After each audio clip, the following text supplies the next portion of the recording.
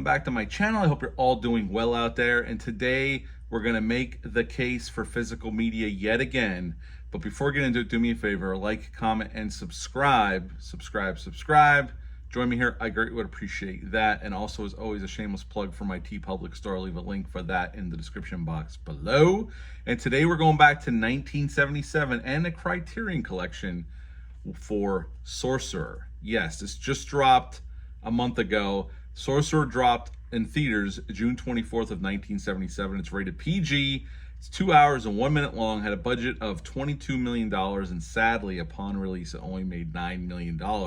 This was directed by William Friedkin. This was his follow-up to the immortal The Exorcist, which is a huge hit, and before that, he did The French Connection, which was a huge hit. Now, in this film, he re-teamed with his French Connection, one of his French Connection stars. Roy Scheider plays Scanland or Dominguez. Bruno Cremer plays Victor or Serrano. These men have different names, and we'll get into why. Francisco Rabal plays Nilo, and Amando plays Casim or Martinez. And this film is about four men on four different journeys. They're not good men. Some are worse than others. We see right in the beginning of the film the crimes that they committed, and they retreat to this country in South America, working very, rough jobs, doing manual labor, and they're hiding from the authorities. Roy Scheider's character was involved in a bank heist. They robbed a church that was run by the mob, so his life is on the line. That's why he's there. Victor was doing financial crimes with his partner. His partner he offed himself, and he fled France and went to this country.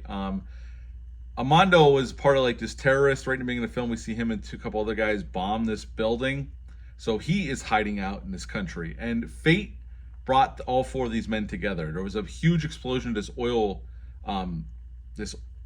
well, and they need this old nitro driven through the jungle on these trucks to the site so they could blow the well out so it'll stop the fire, so the oil company can continue to pump oil. A bunch of villagers that were working there got hurt or killed. It's a big to-do, so these four men get hired to drive two men per truck through the jungle, and whoever gets there first gets the most money, gets a bonus money.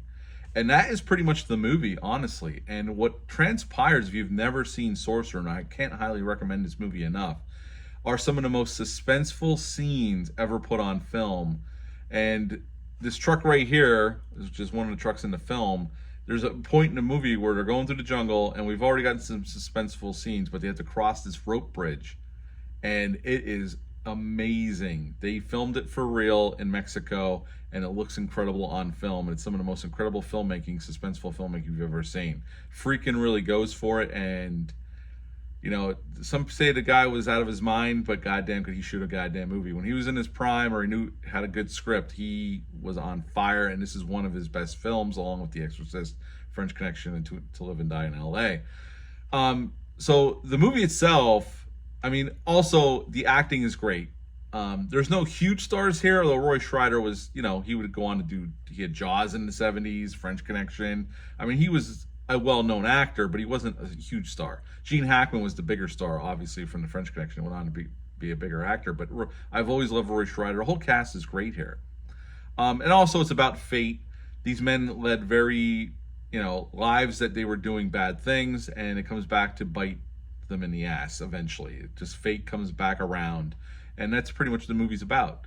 They think they're getting redemption, and they kind of do redeem themselves in a way, but then fate catches up with them at the end. So I've always liked this movie, but on this 4K, the movie itself, I would give a 9.5 out of 10. I like it that much. A 9.5 out of 10. Now, a little trivia about this movie. We'll get into this badass disc that Criterion Collection released.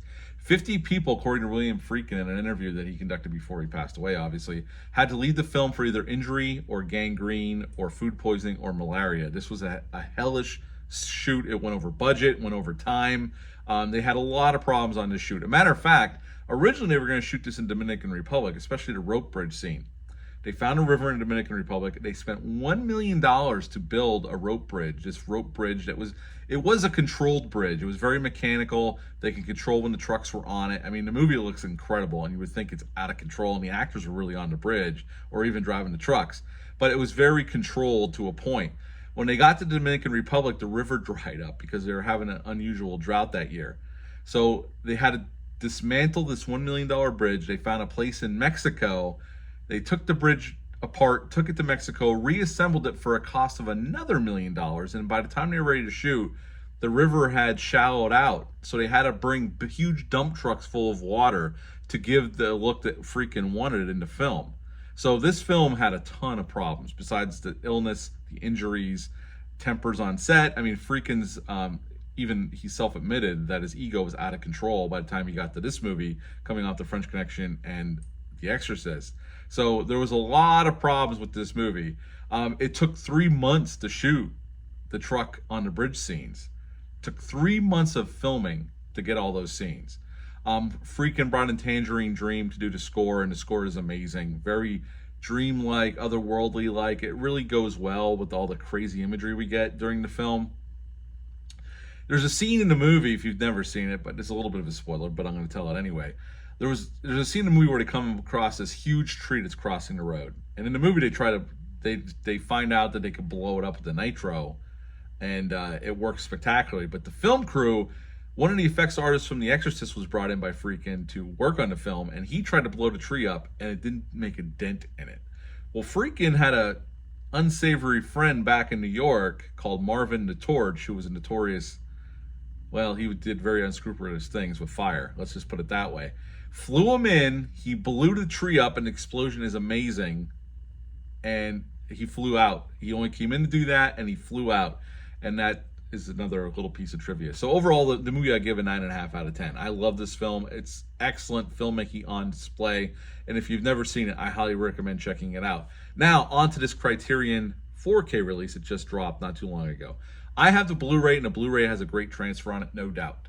Okay? But this 4K is definitely what I would say is the definitive version of the film. So thus far, it looks spectacular. It's a new 4K digital restoration that's on this disc. The 5.1 DTS HD Master Audio was approved by William Friedkin before he passed away. So it was an approved audio track by William Friedkin himself. There's also a 2.0 original theatrical DTS Master Audio track on here as well for all you purists out there. This is presented in Dolby Vision and HDR. There's 2 Blu-rays in here, one with the movie on it and one with the special features, and then a 4K disc. So there's 3 discs in here. We will open this up in a second. There's a documentary on here called Friedkin Uncut from 2018. It has interviews with Friedkin himself, their screenwriter Waylon Green, filmmakers like Wes Anderson and Francis Ford Coppola, and many more. There's a conversation on here with filmmaker James Gray and critic Sean Fennessy on here as well. And then there's that conversation I know was floating around YouTube, it's still on YouTube, between Friedkin and Nicholas Redfin that directed Drive, that everybody loves. And there's a behind-the-scenes footage on here and a theatrical trailer. Now, in this, it's in a slipcover here. Let's take this. On the back, it lists all, the usual.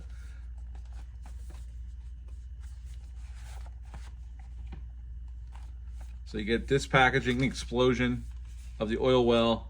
That's the artwork on the back side, a picture of the truck and the explosion. There's a booklet in here with some information about the production, along with the original poster art right there. And then you got the 3 discs, the 4K, the Blu-ray with the movie on it, and the Blu-ray with the special features on it. And like I said before, the transfer is awesome, and the sound, the 5.1 audio track that was supervised by Friedkin himself, is really well done. It sounds wonderful. So if you're a fan of this film, I can't recommend this 4K enough. Okay, so at the end of the day, I give the film itself a 9.5 out of 10. I'm going to give the disc itself a 9.5 out of 10. This is a really, if you like this movie, it's definitely worth the upgrade. The Blu-ray looked great, but there's definitely improvements here with the 4K. The clarity, the grain is still there, so they're not scrubbing the grain. The depth of field, everything looks wonderful. The jungle scenes, those bridge scenes look amazing in 4K. So I highly recommend this disc if you're a fan of Sorcerer. And if you've never seen the movie, if you love films and you like some of Friedkin's other movies, I highly recommend this movie. Check it out. Those bridge scenes are badass. The whole movie's badass, and there's some wonderful stunt work and wonderful explosions. But at the end of the day, it's a story about 4 men and fate. and a little bit of redemption along the way. So yeah, Sorcerer, the movie itself, 9.5 out of 10. The disc itself, 9.5 out of 10 for this Criterion Collection release. That's it for this video for the Case for Physical Media. Once again, have you ever seen this film?